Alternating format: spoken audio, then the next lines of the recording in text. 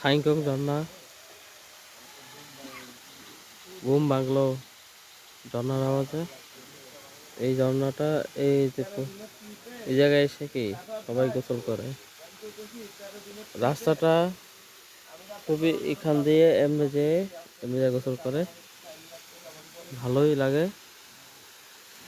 ওই যে একটা পাড়া, পাড়া না, এটা আমিষা পাড়ার একটা ঘর। পাহাড়ে এসে তো সবাই পাড়া বলে। এটা হচ্ছে আলীকদমের বান্দরবন। বান্দরবন ওইটাতে আরেকটা গ্রুপ ছিল, ওটার পিছনে একটা বিল্ডিং আছে, আরেকটা একটা গ্রুপ ছিল। আমরা ছিলাম এই ঘরটায়, পিছনে একটা ঘর গ্রুপ শেষে আমরা ছিলাম এই ঘরটায়। আমাদের গ্রুপ সবাই শুয়ে আছে। আমরা যে রুমটা, ঘর এটা সুন্দর। এখানে আরেকটা দল ছিল, তারা চলে গেছে। আজকে গন্তব্য হচ্ছে এই রোডটার উপর দিয়ে যাবো। উপর দিয়ে প্রায় ধরো আরো 4 ঘন্টা হাঁটা, তারপরে যাব। গতকালকে এখান থেকে এই রোডটা দিয়ে আসছিলাম, প্রায় 8 ঘন্টা হেঁটে। এখানকার সিঁড়িগুলো দেখছেন কেমন যেন হাঁটা, এই যে এইভাবে স্টেপ স্টেপ স্টেপ দিয়ে উঠতে হয় এটাতে। কালকে বিকালে ছিলাম, পরে রাত্রে সেখানে থাকছি।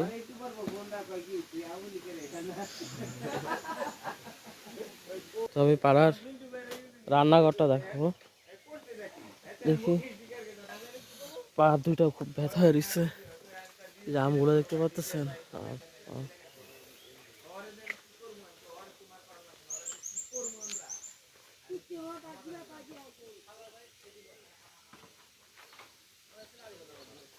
আমাদের ইয়ার পাড়াটা আবার দেখায় আপনাদের ভালো। এইটা হচ্ছে আমাদের রান্নাঘর। পাড়ার আমাদের যার বাসা ছিলাম, নাম হচ্ছে শান্ত লাল।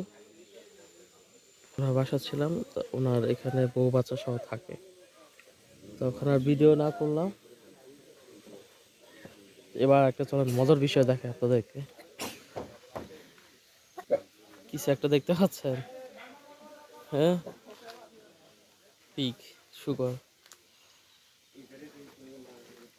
এরা পূর্ণের জন্য তারা বিশ্বাস করে যে শুকর পারলে তারা অনেক কিছু পূর্ণ পেয়ে যায়। এই যে রান্না করা, এটা একটা বিশ্রী গন্ধ হয়ে দিচ্ছে। আমার কাছে সবচেয়ে মজা ভেবে লাগছে কি জানেন? এই যে বড় পাতাটা, ঠিক আছে, অনেক বড় পাতা, সুন্দর, ভালো লাগতেছে। গাছটা বড় পাতা,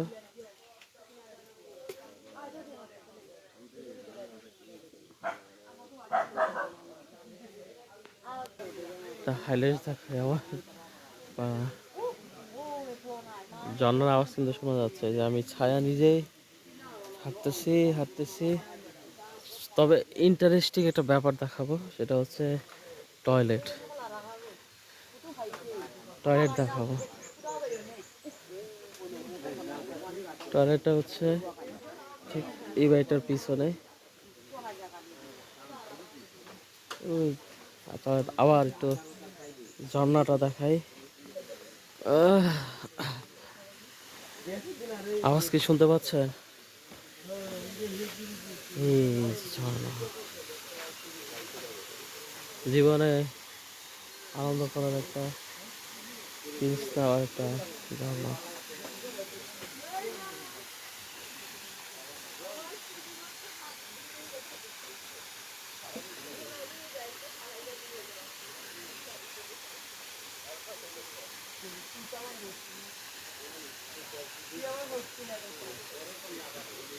আবার পেয়ে যাই ওদের পাড়া।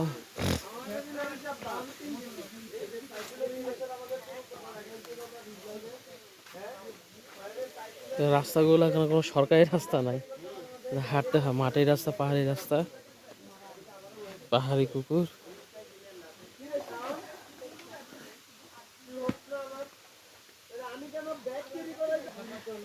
বাথরুমে তো একজন আছে, যাতে দেখাইতে পারতাম পাহাড়ি বাথরুম কাকে বলে।